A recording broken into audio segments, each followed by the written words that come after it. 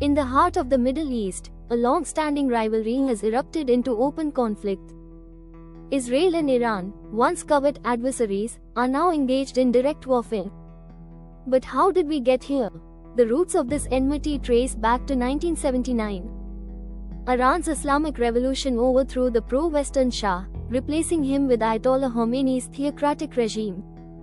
This shift marked the beginning of a hostile stance towards Israel, labeling it the Little Satan, and severing all diplomatic ties.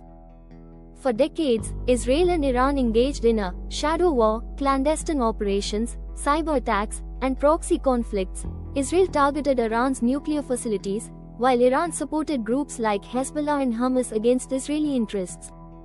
In October 2023, Hamas launched a devastating attack on Israel. Israel's swift retaliation severely weakened Hamas, a key Iranian ally.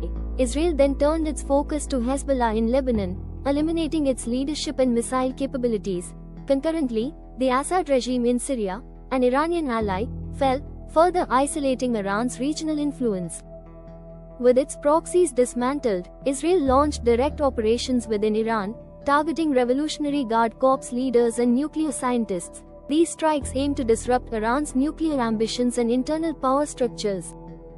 Iran retaliated with missile and drone attacks, including a significant strike in April 2024. While many were intercepted, the conflict has intensified, with both nations bracing for further escalation.